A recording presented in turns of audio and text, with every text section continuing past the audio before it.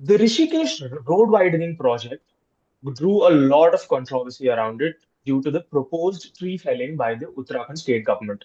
Now, recently, Uttarakhand Chief Minister Pushkar Singh Dhami has come out and said that this halt has been put, a temporary suspension has been put in for the proposed tree felling around the project after protests from the locals. Now, I am joined by environmentalist Mr. Anoop Nautiyal, who is speaking to us to shed more light on how the protests went around and what this decision means to the locals and the authorities responsible. Thank you so much, sir, for joining us. My first question would be, so your first comments on this temporary halt on the tree felling proposed. So Sriram, thanks for having me on your show. And before we get into the nitty gritties, for those who are watching us, just to set the context, I assume that many would have already been to Uttarakhand a few times or several times. And for those who haven't, I'm sure that they know that we are a Himalayan state, we are a hilly state. We are also a state that is known by what is typically and traditionally called the triumvirate of Jal, Jungle, and Zameen. And this is what, Yes. land, water, and forests. And it is these elements that largely define the identity of the state, the identity of the region, the identity of the people. In fact, I don't want to go into that, but when Uttarakhand became a separate state and all of that, so there is, of course, with any region, any state, any city, there'll be a certain amount of history. And yeah, of course, we do have one as well. Having said that, to this particular stretch that you and I are discussing this evening or today is passing through an elephant reserve. Now, this is preposterous and suicidal, Sriram, to say the least. Okay. That what you're doing, because I assume, kindly correct me if I'm wrong. I Perhaps you haven't been on this stretch. Is that a fair enough statement to make? That's true. Yes, sir. Yeah. Yes, sir. That is true. You haven't been here, yeah, which is absolutely fine. Now, imagine that you are passing through a beautiful serpentine road, with beautiful, right in the middle of an elephant reserve, with,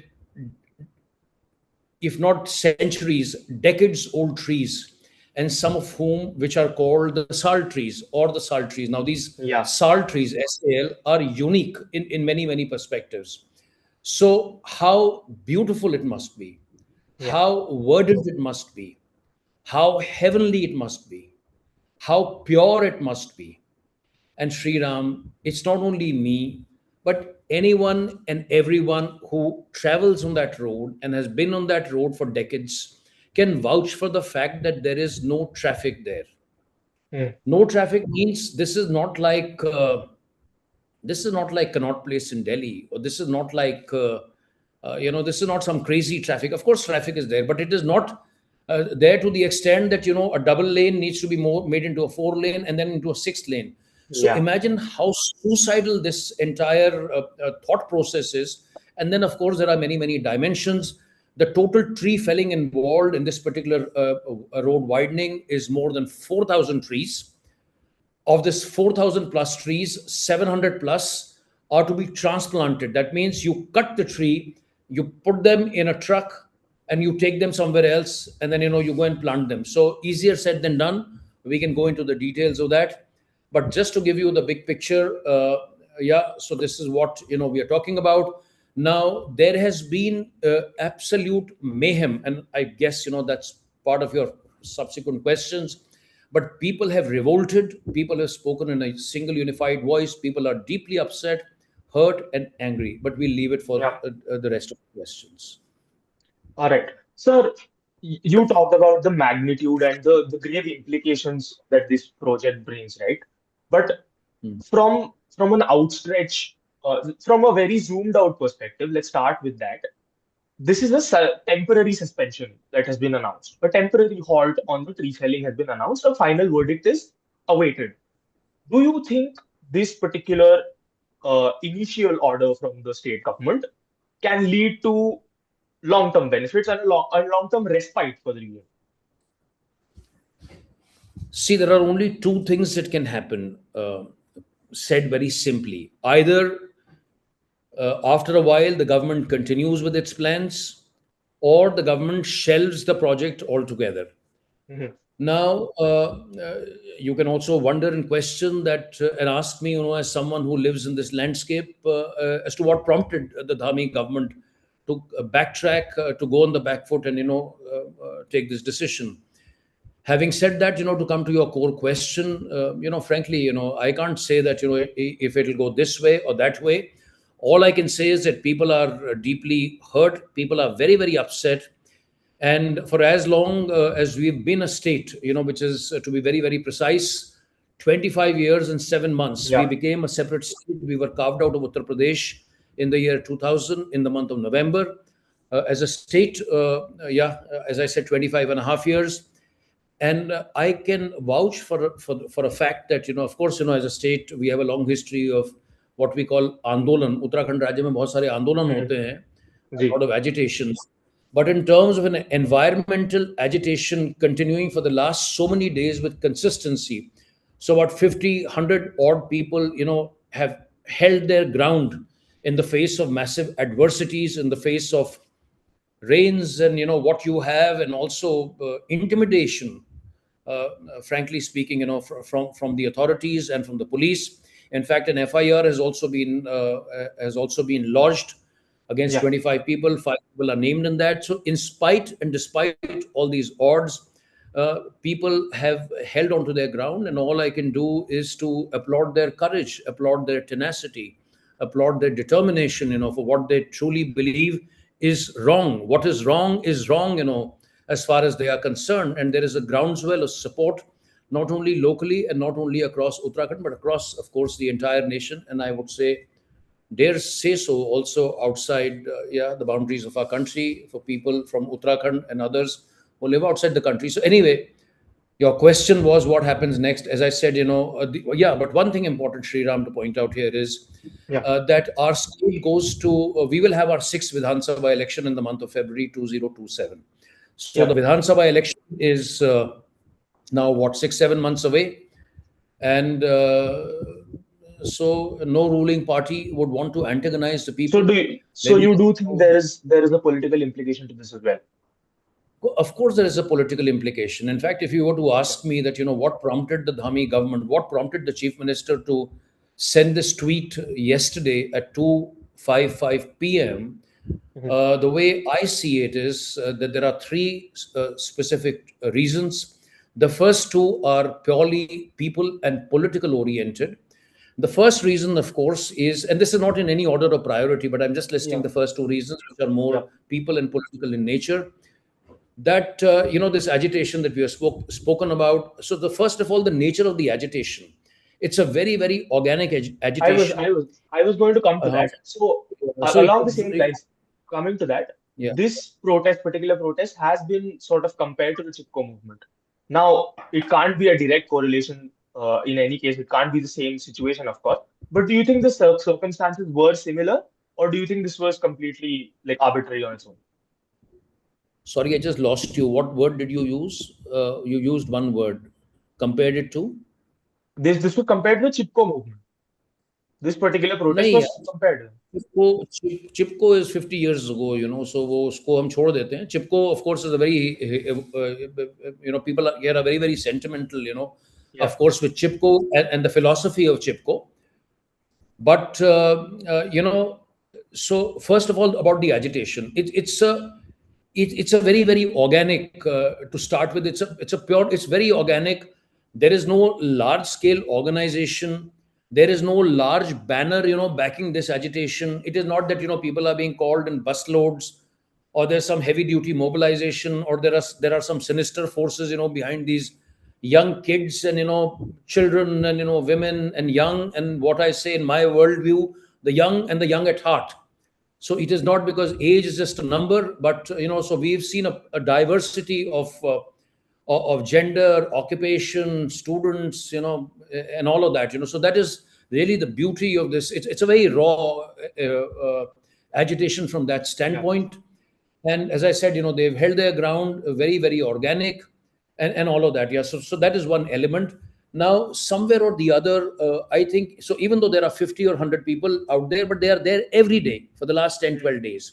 Yeah. So that's what is really yeah, again, from my point of view and from the point of view of many others, is quite remarkable that they have been there for a long time. Of course, one can turn back and say 12 days is not very long, but nonetheless, they've been there day in and day out. Number one. Number two, Sriram, the leader of the opposition, Rahul Gandhi, was in Dehradun recently. In Hmm. fact, to be precise, as we speak this evening on Sunday the 19th, he was here 2 days ago on the 17th. And Rahul Gandhi met the protesters uh, Hmm. in that vicinity. Now, this landscape Yeah. is very close to the airport. And he promised to take up cudgels on the behalf of this particular agitation and this tree cutting. And he said that, he will bring this up in the parliament.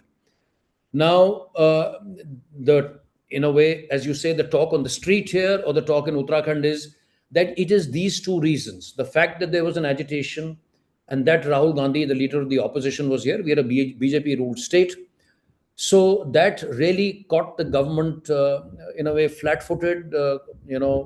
And yeah, if they got scared or not, I don't know.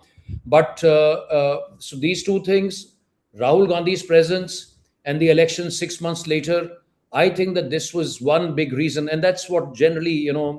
experienced senior journalists, and many others, and so do I personally, at my in my own way of thinking. So these are two elements or two reasons. Yeah. And then one more, of course, there is also a legal history with this entire landscape, which Yeah. dates back to the last 6 years. There has also been, as you would perhaps be aware, also about the High Court case, which Yeah. started last year in March, concluded in March this year, and as we speak this Sunday, the case is likely to come up from the standpoint of contempt in the Supreme Court soon. So it's these three factors which perhaps prompted the Dhami government, But let me tell you that they have received a lot of flack, and rightly so, for Yeah. many reasons, Sriram. It's very, very disappointing, also from my point of view, But that for a state, still, yeah. I would like to ask a counter question on that as well, sir. Now that the government has come out and given a clarification on this, they have also. So I would like to get your opinion on it from an environment expert point of view.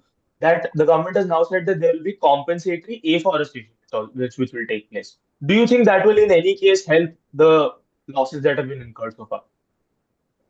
All right, a brief disclaimer, Sriram, with a smile. I am not an environmentalist. I'm a simple, normal citizen of Uttarakhand. Yeah, but of course, I'm deeply invested in a lot of the ongoing issues of our state. Having said that, what should I say about compensatory afforestation? But before we come to your pointed question, there is also this question mark. I am raising a question mark on various platforms about the hypocrisy and the double standards that I see when our chief minister is repeatedly talking about balancing economy and ecology. Even Mhm. this afternoon, I was, with all these young kids and, everyone there at the site.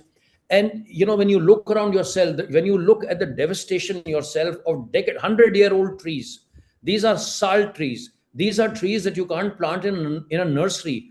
You can't do any compensatory afforestation for salt trees.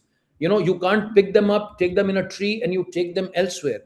Also, Sriram, for the people watching this program, they must be told also that this cold-blooded green murder, I hope that you don't edit what I'm saying now, that this cold-blooded green murder has happened right in the start of the monsoon. Now, when the forest department is working, the forest department in any state in our country does not have a history or a knack or a best practice of cutting forests and trees in this large level and large scale during the monsoon season. So also there are, of course, questions on the timing. Why were they in such a tearing hurry that they had to start this chopping at this time? To come to your question of compensatory afforestation, CAG, Comptroller and Auditor General of India, Yeah. in its report last year, because they come up, of course, as both you and I know, they come up with very, very evidence based, data centric Reports, reports yeah. regularly. So last year, CAG, by coincidence, had done a report on compensatory afforestation, and we were informed that the state, for the areas, the large areas that that they surveyed, our state only had a dismal record of some 30 odd percent, when it came to survival rate, because Correct. compensatory afforestation is also that, if you plant 100 saplings, how many survive? Yeah. So we've had a very patchy and a very poor track record of compensatory afforestation, and that is why I want to link it to this double speak and hypocrisy about economy and ecology. What kind of economy and ecology, pardon my language, nonsense are you talking? You don't stand on that feet. How can you cut so many jungles? And we can also go into data if you have time, and I can share with you how 46,203 hectares of forest land has been diverted for development schemes in Uttarakhand in the last 25 years, as per an RTI filed by my recently. But to come back to compensatory afforestation, barely 30 odd percent. Forest Research Institute, FRI, a Dehradun based institute of national importance, and of course, a thought leader and an action leader in this domain, itself says that the appropriate sort of standard should be about 65%. So, Okay. A, we are failing on that. We also have a very, very poor record when it comes to transplantation, right? That you cut a tree and you take it somewhere And else. you transfer So, somewhere from else. Yeah. all, so you see it from any standpoint, Sri Ram. You see it from the standpoint of timing. You see it from the standpoint of taking people on board, coming up with this project, doing it in a landscape which was completely unnecessary, doing it in an elephant reserve, and I can go on and on and on. But there is not one single reason, pardon my saying so, I challenge, the chief minister of our state to look into the eyes of the people of Uttarakhand directly and tell them that he's convinced that this is the best thing that is happening for Uttarakhand, because it is not, it is not, and it's in fact, I want to go one step further, Sriram, with your permission, Yeah. and use this opportunity. See, it's not only the government of Uttarakhand, it is not only the chief minister. Frankly, in the larger schemes of things, pardon my saying so again, these are all puppets, because the strings are actually with New Delhi. At a policy level, I think that it's the nation, that needs to take a call. It's the country, it's New Delhi that needs to take a call as to what kind of development models do we want to popularize, in the Himalayan states, for instance, like Uttarakhand. So wherever you are, I'm sure that the kind of news that you're hearing about Uttarakhand, you're perhaps only hearing, when there are disasters, or now when it was the tourist season, how much of chaos and mayhem it was here, for exactly for the wrong reasons. So do we really want to have another 10 crore tourists coming into Uttarakhand and pilgrims coming into Uttarakhand? What is our carrying capacity? What is the load bearing capacity? And I also find it very, very strange, Sri Ram, you're a young journalist, that government, and you know this very well yourself, that there are numerous government of India reports, there is a Niti Aayog, there are various tribunals and this Yeah. and that, and we also have something called the National Urban Transport Policy, which is Yes. completely against, promoting cars and vehicular traffic and all of that. So the problem actually in our country is that, we are speaking in two different, we are speaking simultaneously in two different directions. So here we are saying something, here we are saying something else altogether. So I think, I would like to again use the reach of your platform and just make a sincere, humble appeal to the biggest policy makers, and that, the most influential people in the country, that, sir and ma'am, please look into these areas. These areas can't take so much load.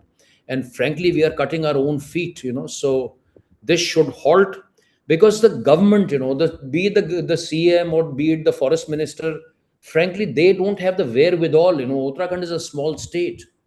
Where will a state of 1.25 crore people, how will they go and, bargain with the government of India, the all powerful Mm. government of India? So be it political reason, be it, economic compulsions, and so much more. So in a way, I feel I shouldn't. I also feel, pity for the ones who are at the helm of affairs here in Uttarakhand. So one final thought. So I mean, thank you for all the light that you've shed on this matter. Just one final thing. So just coming back to what I said earlier as well, a final verdict is still awaited on the continuation of this project, and if at all the tree felling will continue in the coming few months, as we expect. So one final thing, do you think this project, in your opinion, will be halted and respite will arrive in Uttarakhand? My gut feel is that till the elections, nothing will happen now, Okay, okay, because right. the elections are due in February 2027. Yeah, This is the sixth Vidhan Sabha election.